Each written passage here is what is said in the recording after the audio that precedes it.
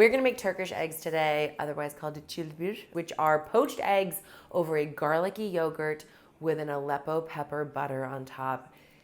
It's out of control. It's not all that common in America to have yogurt under your eggs, so I understand if that's not immediately like, I gotta have this, but some of you may have seen versions of this dish made because I feel like it did blow up on TikTok a few months ago, and I'm excited to show you my version, which is extra buttery and garlicky and herby and gives lots of little fresh moments. It's so filling, it's protein packed. You serve it with some kind of crusty, glorious bread for dragging through that super flavorful base of, perfectly poached eggs and yogurt. And I think you're gonna fall in love with çilbir. So I've eaten this dish a number of times in Turkey, along with another egg dish, which we have to make, called menemen, which is like scrambled, it's like softly scrambled eggs in with tomatoes and peppers and a little bit of like cream. It's beyond. It is so succulent, delicious. We're not making that today. We are making çilbir because it seems so simple and yet such an exotic combo of things that you're probably eating separately but not together, and it's divine together. But no one has taught me how to make this dish. So I'm like relying on taste memory of what I've eaten. I've also done some research on recipes online, and I can tell already that it's going to be one of our favorite dishes. But we're plucking and pulling in and then putting some Daphneisms in because that's what we do. So here I have some thick Greek yogurt or Turkish yogurt if you have it. This is going to be garlicky situation, which is wonderfully health supportive and just means you need to get whoever you'll be hanging out with for the rest of the day to hang out with you and enjoy this breakfast too. This is going to be too much garlic. I'll probably use half of this, but you know what? Having minced garlic ready to go, never a bad thing. You will find a way to use it. Now, meanwhile, in the background, I have 2 pots of water coming to a boil just so they're ready to go when I am ready to cook. So we're gonna warm the yogurt over one of them, and in the other, we are going to poach some eggs. Perfectly poached eggs, guys. There are a couple culinary techniques that I feel like really make you feel like you owned your kitchen space. A perfect roast chicken is one of them. Making bread, which is one that continues to elude me, is definitely one of them. But poaching a damn egg. You think it's gonna be hard. It's not that it's hard. You have to like master this one technique, and then it is so easy. And then every single time you are left with beautiful golden runny yolk and perfectly poached whites, and they go beautifully over any kind of toast, any kind of sauce, over frisee with bacon for a gorgeous salad. Divine. So make sure that your yogurt is in a bowl that's going to fit snugly into your pot, but you don't want the base of the bowl to touch the surface of the water. So I only have maybe an inch or 2 of water in here that I've heated. Prepare for your steam facial. So into my thick yogurt of some kind, I'm gonna add what amounts to be a 1.5 cloves of garlic. And you know what, let's taste it. We can always come back for more if we feel like we must have it. But that is going to already be really fragrant and lovely. I can smell it. I will salt at this point, some nice kosher salt going in. And by the way, if you don't want to mince the garlic, you can absolutely just grate it over a microplane, super easy. You can cream it. Shoot, I should have creamed it.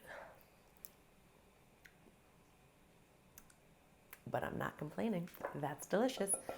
But do cream it. If you think about it and remember that, do cream it.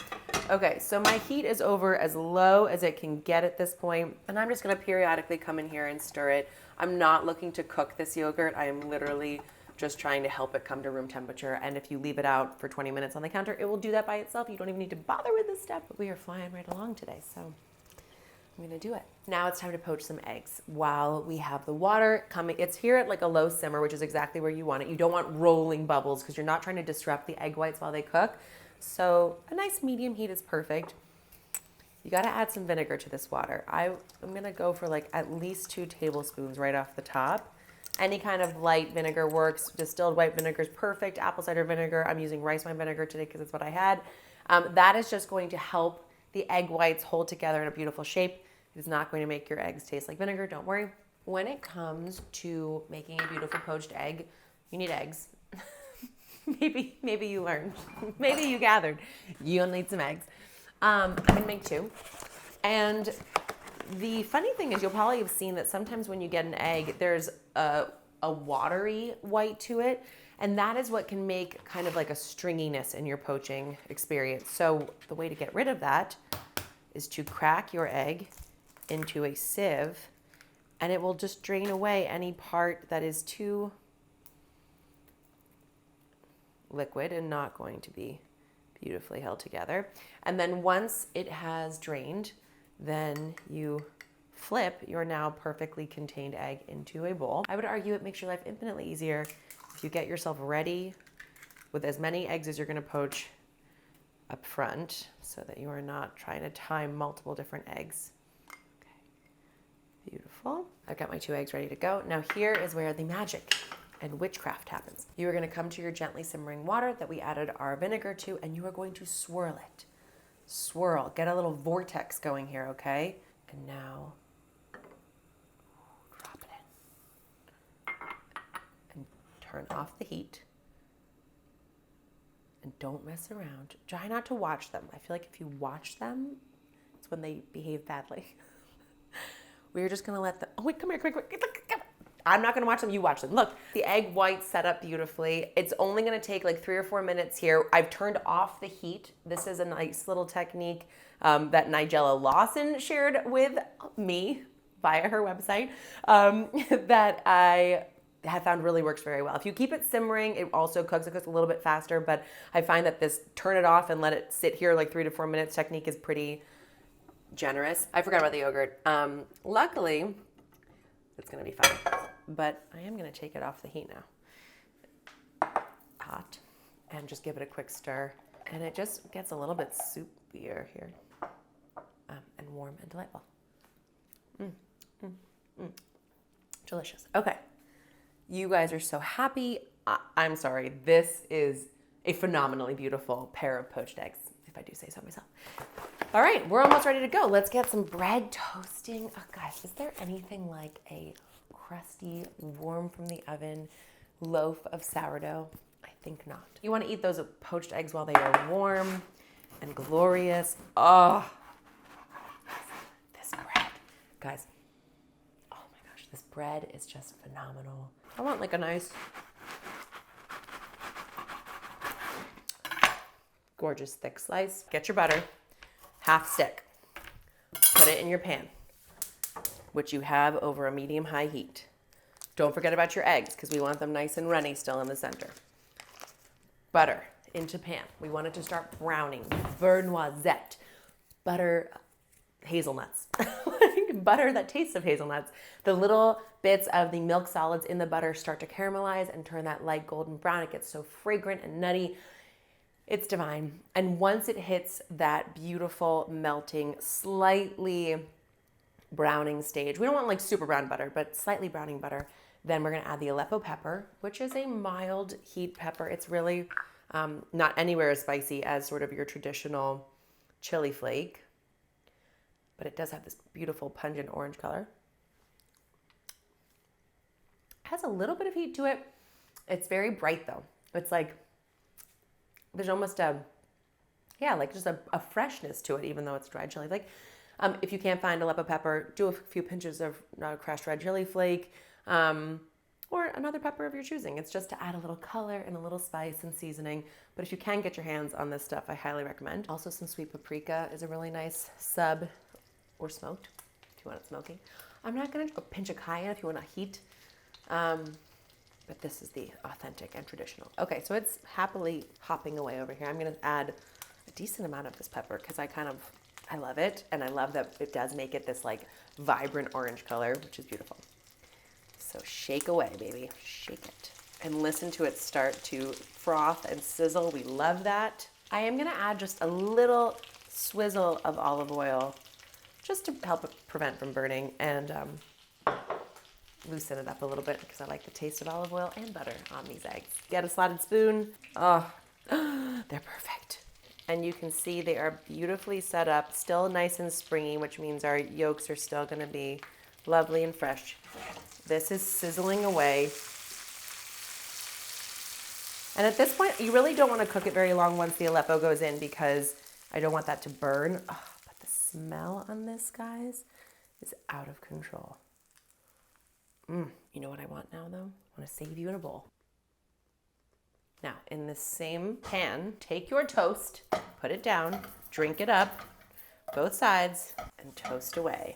Okay, so once you have drunk up some of the remaining butter in the pan, you do want to quickly just wipe it out so that you don't risk it burning. And then, this is really just so you don't have multiple pans to do, add just a tiny little splash of olive oil and put your toast back in and let it start to toast away. When it comes to fresh herbs, dill is sort of the classic, lovely and fresh and very fragrant. This is dill. She's our friend. We love to just pluck her and put it all, scatter like huge, lovely bouquets of dill all over this plate. But it can be a polarizing flavor. Some people really dislike dill. I don't know why, but they do. So if that is the case, you can skip it and use fresh mint, which I'm also going to add here. You could use just parsley, which is beautiful. Because this dill is so fresh and tender and beautiful, I do want to include these tender stems and the remaining little bits of leaves stirred into our now room temperature yogurt. Beautiful fresh dill going in. Guys, this pot of mint, it was dead. It was totally dead. And I watered it to death and I left it outside. I watered it some more and it came back to life. And now we're gonna have fresh mint from my herb pot. You know, nice little tender handful here is gonna be great for us. We can also pluck a few more leaves to scatter for decoration. Fresh herbs, there's really like nothing they don't make better in the savory category. Beautiful. Send that into our yogurt along with the dill. If you have some parsley, like I said, that'd be beautiful, but this is good for us to go with. We have our fresh dill ready to garnish. There is a restaurant in London called Granger & Co. that has an Australian owner whose name I'm blanking on right now, but they serve these breakfasts, and I wonder if this is like something widely found in Australia because I've never been and I'm dying to go. And if this is a widely, held breakfast tradition, then I am so jealous and we must bring it here. But they have at the restaurant, they have on the menu this gorgeous plate of zucchini fritters. I'm like just remembering this like beauty of seeing like lovely fried little balls come out with tons of fresh herbs, garlicky yogurt, and big diagonal slices of cucumber to like dip through everything. And there's something wonderful about having a little fresh crunch of a raw cucumber to help you along as you're enjoying this otherwise very rich and delicious meal. So I am just going to slice myself a few little. Maybe you can tell I'm having a little wanderlust moment here. I'm like missing all my travels and missing getting to explore and taste novel ways of preparing things. And the good news is that cooking lets you travel without ever leaving home. So we're gonna bring it all to the plate today. For serving, I'm thinking it could be kind of gorgeous in a bowl like this, okay? So the first thing we're gonna do is put down a lovely dollop of our herbed and beautiful yogurt. Beautiful. Okay. Now for a few ladles of our beautiful Aleppo butter. Oh my gosh. Just this alone, I am very happy with. And look how foamy and frothy that is there too. Beautiful. Now your eggs can get laid on top with a few more drizzles of our Aleppo situation because why not? Let's add some sprigs of this fresh dill. Not overwhelming, but enough so that it really highlights the dill in the yogurt. And because we did add mint in there as well, I do want to add just some torn mint right over top. I have lemon here, which I don't think is necessary, but I have it here, so I'm going to add it here just for a little pop of freshness over top. Oh, I can tell I'm going to like it already. Okay, pop your little cucumbers in. Just a little taste of freshness there. And then crisped, buttery bread. Perfect for tearing and dipping into your beautiful, luxurious chilbir breakfast. How do I put that in? I don't know. I kind of want to serve it on the side because I don't want to mess up this beautiful display. Okay, ready? First, just look at this. First, we just got to see. Oh, over the top. Over the top. Now we got to see this. Crispy, crunchy, soaked through with that spiced, buttery goodness. Mm-hmm.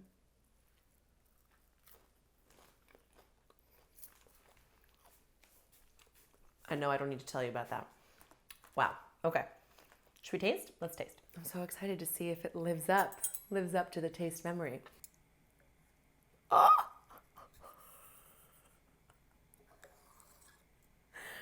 I'm sorry, that was totally involuntary. That was just pure excitement to see how we nailed poached eggs. Oh my gosh. Yum, yum, yum.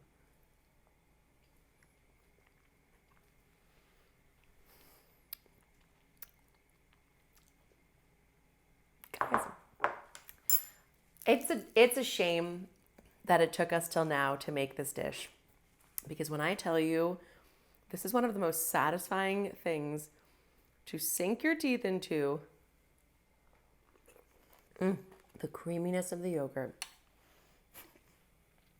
the richness of the egg, the bite from the garlic and the herbs and the lemon and the Aleppo pepper and that slick of butter, and this crunch of toast.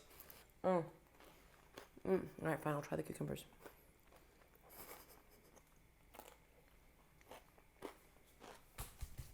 You do need the cucumber. You need like a little fresh, crunchy break to just help you appreciate the glory of this richness. Oh my gosh. You know, this is the reality. This is always the awkward part in our time together when I have to tell you how delicious my own food is. But hopefully by now you trust me that I'm not going to mislead you. This is truly one of the most spectacular and decently easy breakfast moves we've ever made. There's a time for everything, right? But there are some dishes that are right every time. This is breakfast. This could be dinner.